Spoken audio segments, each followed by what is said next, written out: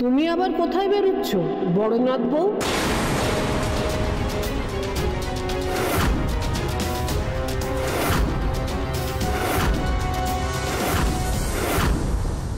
কি হলো, চুপ করে দাঁড়িয়ে আছো কেন বলো দেখি? বলি ওই শ্বশুর বর দেওর যা সব যেই বেরিয়ে গেল অমনি তোমাকেও বেরোতে হলো?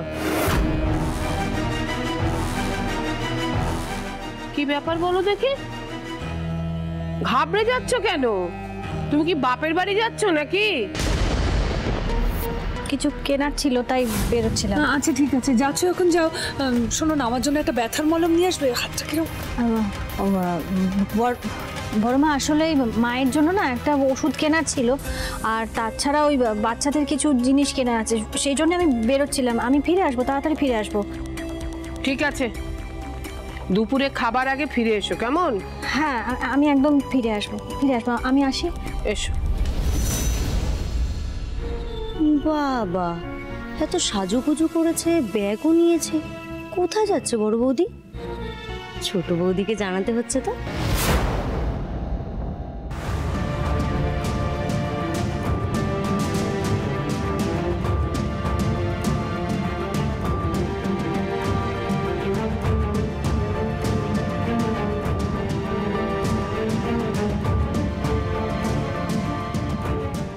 আজ বাড়ির বাইরে এসে কেমন একটা লাগছে, যেন মনে হচ্ছে আমি প্রথমবার বাড়ির বাইরে বেরোলাম।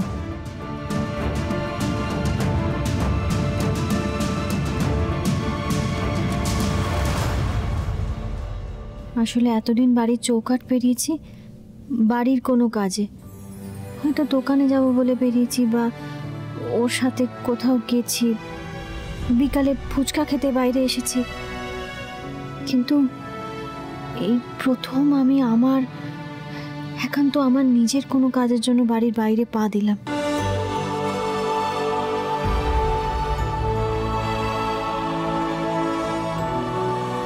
কেমন ভয় ভয় করছে, আজ যেন সবকিছু ভালো হয়। জগন্নাথ দেব, জয় জগন্নাথ।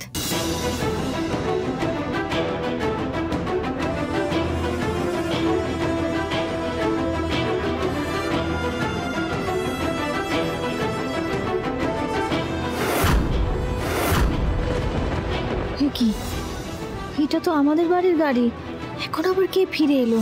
কি হলো বৌদি, যাবেন না? হাত দেখালেন যে। হ্যাঁ যাবো তো, একটু দাঁড়ান না। হে ঠাকুর, ছোট এখন ফিরলো, এবার ভিতরে গিয়ে দেখবে আমি নেই। আরে আপনি ছাড়ুন তো, যাবে না কিছু না, বেকার। হ্যাঁ এই তো। আরে আরে কি করছেন কি? ওই দিক দিয়ে আসুন না। কোনোদিন কি অটোতে চড়েননি নাকি? এই জগন্নাথ দেব, ওদিক দিয়ে উঠতে গেলেই তো ছোট দেখে ফেলবে। ঠাকুর বাঁচাও আমাকে।